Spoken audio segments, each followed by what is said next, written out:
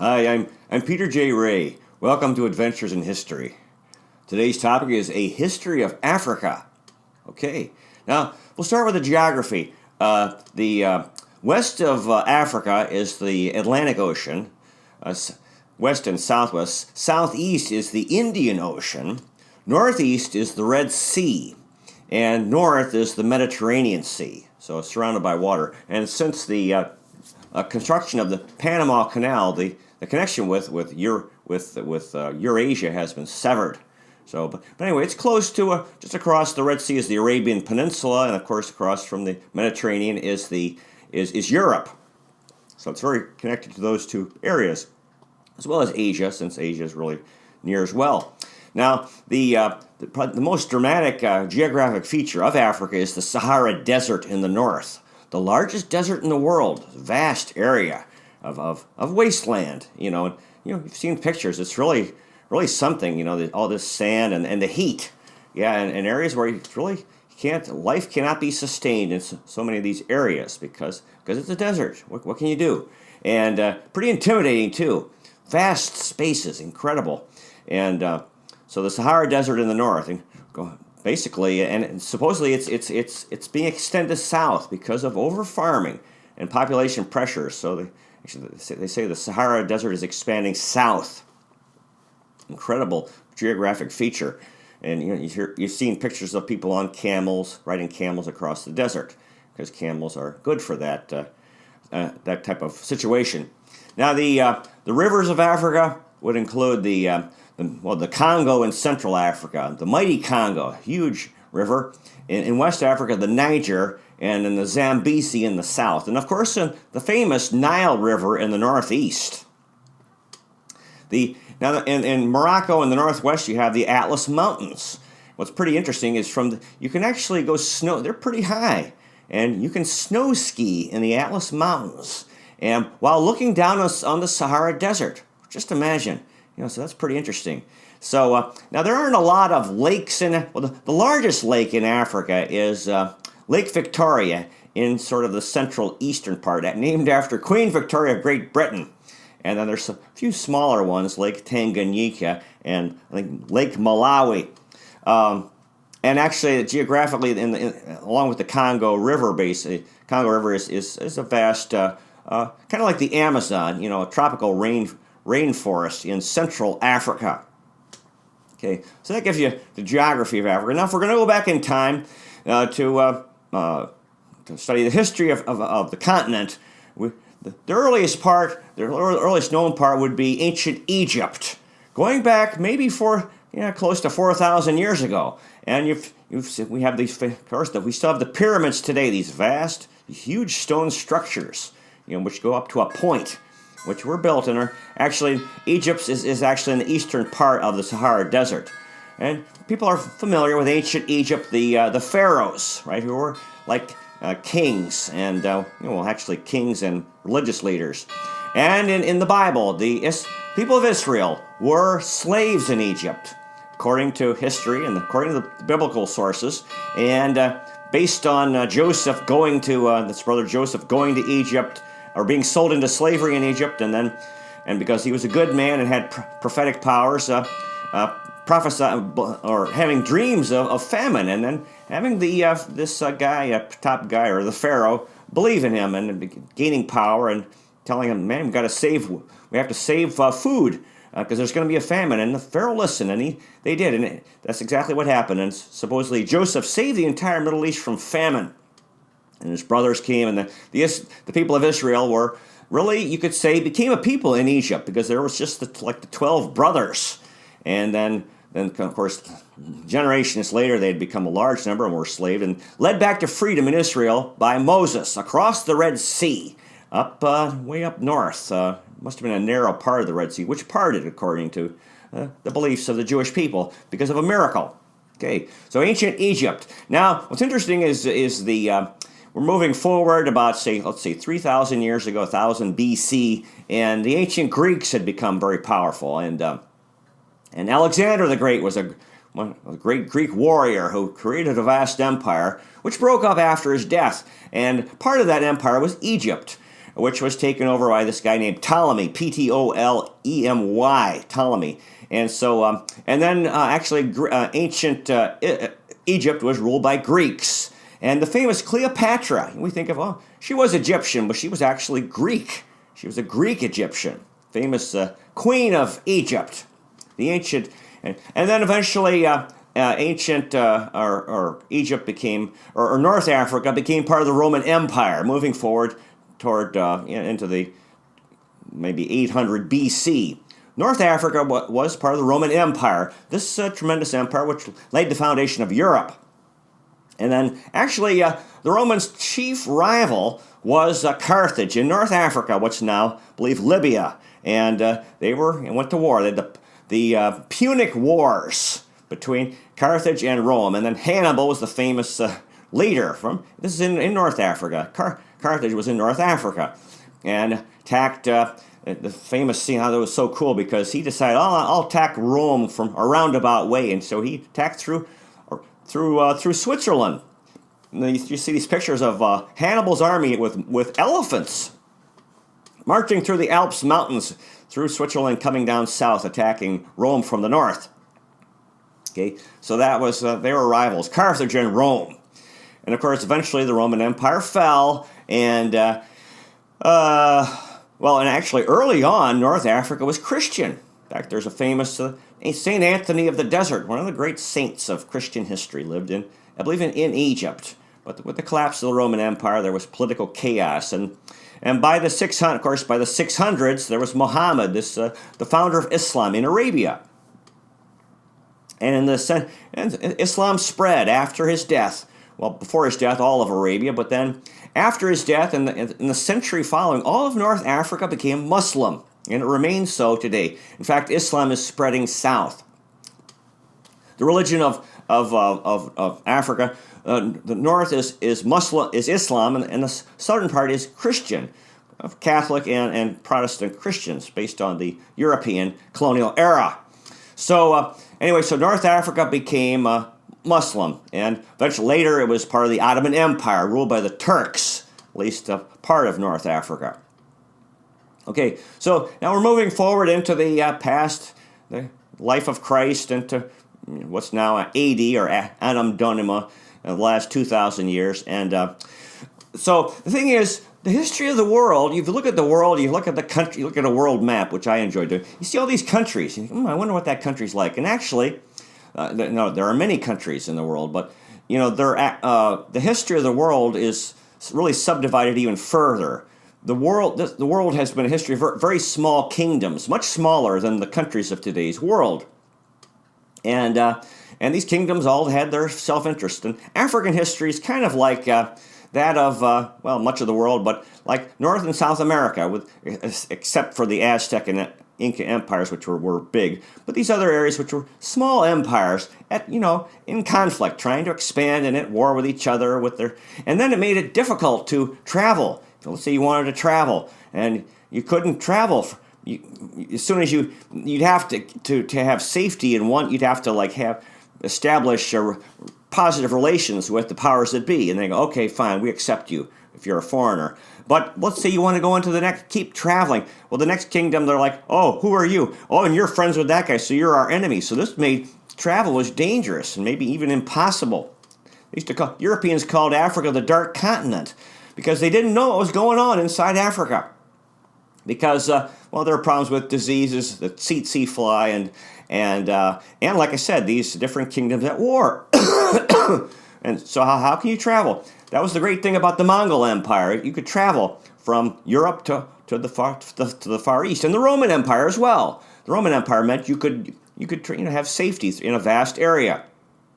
This was the challenge of Muhammad and Islam, is they didn't have an empire to expand, and so they actually had to expand through force, through military means, and to spread Islam. So anyway, there were many, many different kingdoms in Africa, each with their self-interest, much smaller than today's countries. And now, if we're moving toward 1,000 years ago into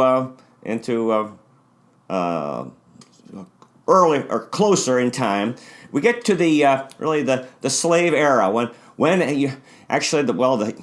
Now, backing up, let's say 500 years ago, more than 500 years ago, the beginning of the European conquest of the world, well, like we said earlier, the 6 countries, Great Britain, France, Spain, Portugal, Belgium, and Holland. And actually, early on, the Portuguese were leaders. And the Portuguese were the first Europeans to, in fact, a part of the age of exploration, the way they did it is, in terms of learning navigation and this is sailboats, big boats, but with sail power. They would sail down the coast of Africa to develop their navigation techniques from Portugal and go home. And as they improved, they kept going further and further south. And they'd never been to South Africa. They didn't even know how big Africa was. They know the Sahara Desert was there. So they kept going. And eventually, these two fellows, Diaz and da Gama. I think Diaz was the guy who made it to South Africa. And then da Gama made it all the way around Africa to India. So they were like, oh, yay, they travel all the way around Africa. And Diaz and da Gama.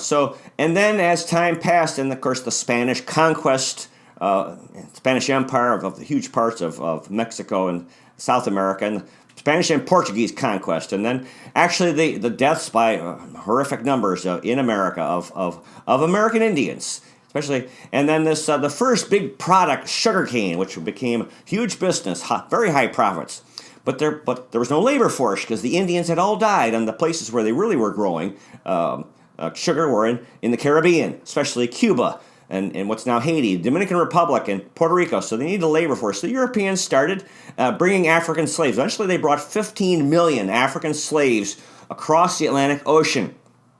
And these came from western and central Africa and a little bit toward the south in the western part. So supposedly 15 million Africans were brought, something like that, huge numbers. And this was devastating for Africa because, in fact, the Europeans were paying good money and they were paying with guns. And guns, like I said, these kingdoms had their self-interest and they were at war. So if you had better military technology, this would help you to expand your kingdom. So these Africans were supplying slaves probably from their enemies, you would imagine, to Europeans. The slave trade, it was devastating to Africa. And this was going on really starting in 1500s, 1600s, into the 1700s, actually even into the 1800s when eventually it became illegal. And it was very lucrative and very tragic for Africa. All these people torn away from their homes. Now we're moving toward the late 1800s. Still, the interior of Africa was not well known, but eventually this led to the what was called the carving up of Africa, when all of Africa became colonies of European countries in the late 1800s, except for Ethiopia. And so the British conquered all the way from North Africa and Egypt to South Africa, huge area going south. Sudan, Kenya, Tanzania, Zambia, what's now in Zimbabwe, Botswana. The French in West Africa, the Portuguese in the south, in Angola and Mozambique. And later, actually, Germany and had a few as well, in Cameroon and Tanzania. All of Africa was conquered. And then another country was Liberia, which was established actually by African Americans with the support of the U.S. government, because for African Americans who thought, we can't have freedom and equality in the U.S., so let's go back to Africa. So actually, Liberia was a colonial country created by the U.S., and then the African Americans dominated that country up until maybe 30 years ago, and actually they treated the Africans like their subjects. So Liberia, in fact, it was Liberia. The name comes from liberty. It wasn't liberty for the Africans; it was liberty for African Americans. And Monrovia, named after the capital city, named after U.S. President James Monroe, who played a major role in that. Now, when we get to the late 1800s, all of Africa, except for Ethiopia, was conquered, and so this was, and then, Belgium, the Congo, huge area in Central Africa under Belgium, actually specifically under King Leopold, and really, so this, the Europeans were extracting wealth. The whole purpose of the colonial system is to extract wealth, to conquer countries, and to have the people working, and to enrich the mother country. So this was not for the benefit of Africans. But this was the colonial era, and really the whole world was basically, well, not the whole world, but much of the world, wound up, being conquered by these 6 European countries. Excuse me, getting a little hot in here. Now, if we get into the 20th century, near the end of the colonial era, Italy, which had been the center of the Roman Empire, they said they wanted to get into the empire business as well. So they decided to invade Ethiopia, the last country, area in Africa, which had not been conquered, in 1936. And the Italians were defeated in Ethiopia. First time Africans had defeated Europeans. So this was a real inspiration for Africans and African descent people in other parts of the world, especially the Americas. In a small island in the Caribbean, Jamaica, the people decided that the leader of Ethiopia was God. They started a religion. They started worshiping this Haile Selassie, whose title apparently was Rastafari, and the Rastafarian religion was established in Jamaica. Actually, Selassie, he heard people were worshiping him, so he decided to visit Jamaica, and then huge crowd came to the airport to see him, overwhelming. Of course, the famous musician Bob Marley, I'm wearing his T-shirt. He promotes this worship or veneration for Haile Selassie, Rastafari, and the famous song, which gets into history, Buffalo Soldiers, stolen from Africa, brought to America, fighting on arrival, fighting for survival. So this is some history. And Bob Marley became internationally famous, and because of his music, which actually is, like I said, based on this inspiration that Jamaicans had from the Ethiopian victory against the Italians, or the African victory against Europeans. Now, by the end of the Second World War, the colonial era was coming to an end. These countries wanted independence, and finally, in the years after Second World War, they all became independent, and in fact, 1960 was the high water year where most countries, and then all of the countries became independent. Actually, the latest was like the Portuguese were pretty stubborn; they didn't want to lose them. It was like 1975 before the Mozambique and Angola became independent. Now, so since then, it was really in the 50s and 60s that all the countries of Africa became independent, and the Europeans said, all right, you can have your independence, because the Europeans were so weakened by the 2 world wars. Okay, so since then, these countries have had, many of them have had real problems with dictators, political problems. They're, okay, you're independent, but can you do a good job governing yourselves? Well, it's a challenge, as we all know. Politics is challenging, government's challenging. So, now in recent, some of these famous dictators we had. One of the most tragic cases was in Zimbabwe, because Zimbabwe was actually used to be called Rhodesia, and they were independent, but actually, but only had minority rule. The European descent people had the power, something like 10% of the population. And the Africans didn't like that. Well, we should have equal rights. So they had a guerrilla war, led by Robert Mugabe. He was like this is in southern Africa. He was like the George Washington of Zimbabwe, and he was able to achieve majority rule in 1980. And then tragically, he became a dictator and was only overthrown. He's still alive. He was a dictator into his 90s. That's what's strange about Africa. These dictators they get into their 90s still in power. He's still alive. He's in his 90s, but now he's under house arrest. He was finally deposed and overthrown. He lost power. So it was very tragic, because he was the national hero and became the national villain. Very, very sad. Now, South Africa is the most powerful country in Africa. It also had a large European descent population, British and Dutch. That going way 100 years ago, you had the Boer War early on, it was mostly Dutch settlers. And then they had conflict between the Dutch and the British, and the British won. Actually, South Africa became independent about 1910, but again, it was minority rule. This is where Nelson Mandela became famous for fighting for equal rights for all South Africans. Eventually, it was achieved in the 1990s, and Mandela spent 27 years in prison fighting the government. And the thing is, the South Africans, from what I could tell, they called it apartheid, which meant the races were separated. Mahatma Gandhi actually spent time in South Africa as a young man.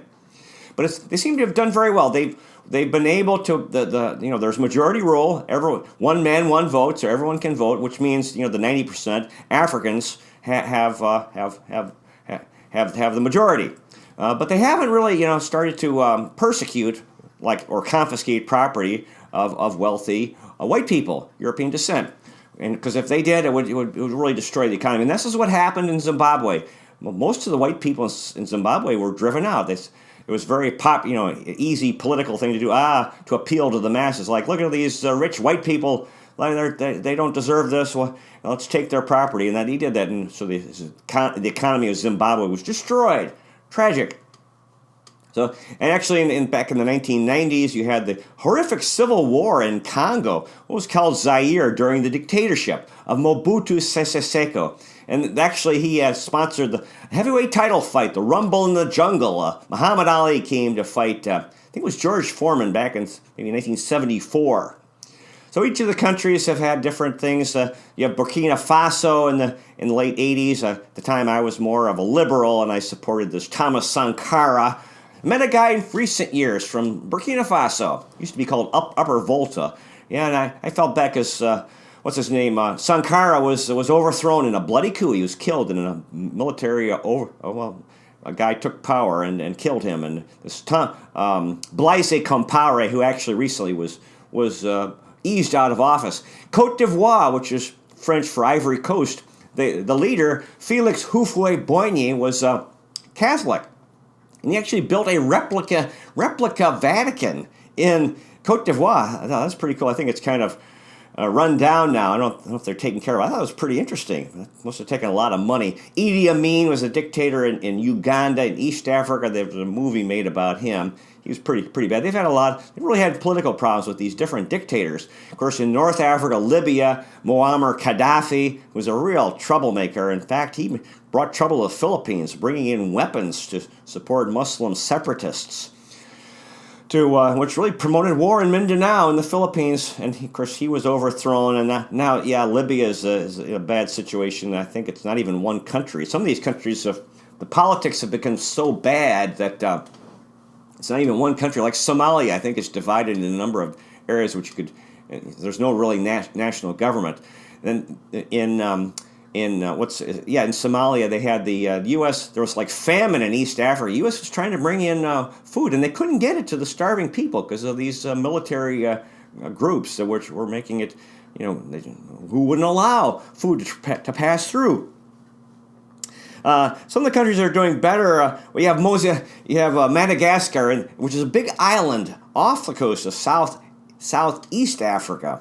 They had an animated movie about it, and here in Cleveland, you have the famous baobab trees in Madagascar, and which are very fat, not that tall. And here in Cleveland, we have the botanical garden. They have this huge baobab. I thought, this is so cool. I thought it was made out of cement. It wasn't real because it's pretty hard to transport a huge baobab tree. Well, probably maybe impossible because they don't survive.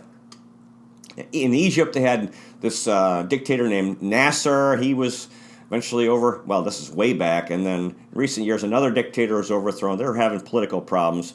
Let's see. A lot of these countries, let's see.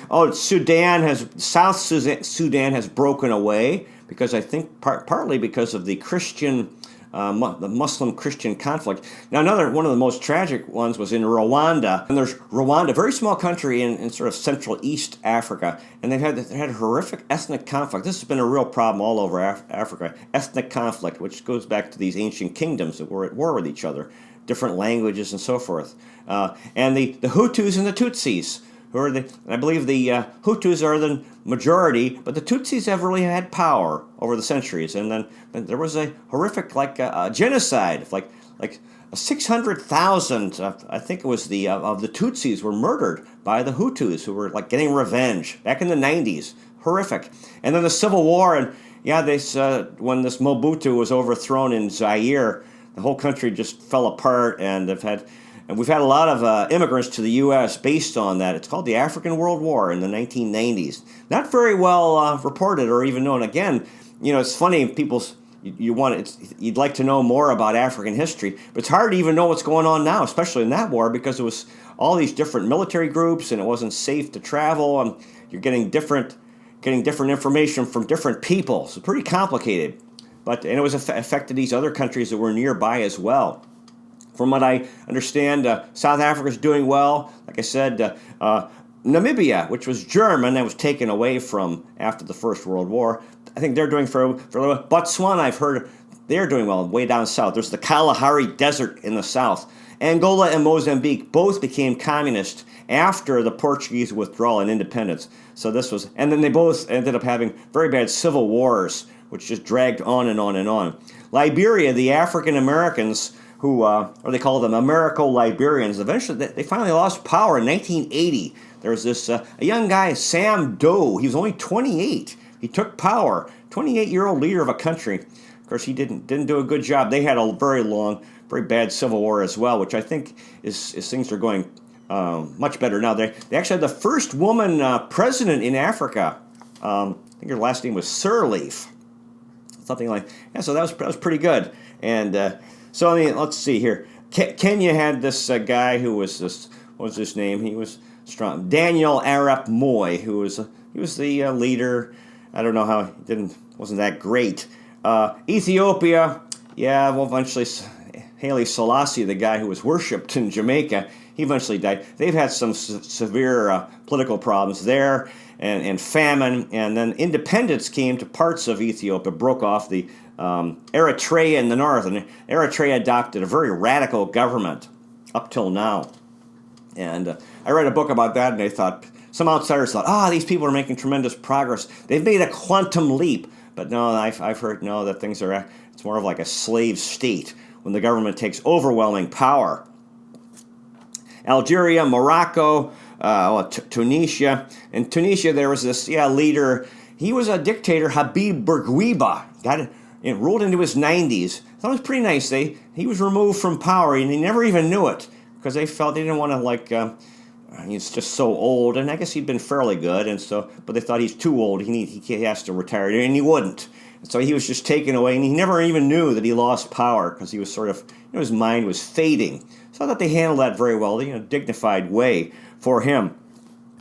So some of these, there are so many small countries. There's the Sao Tome and Principe islands off the coast of Africa. Tanzania, Zambia had Kenneth Kaunda, who was the leader. Different, all these different countries. Chad, very, very poor, mostly in the Sahara. Niger, Mali, Mauritania.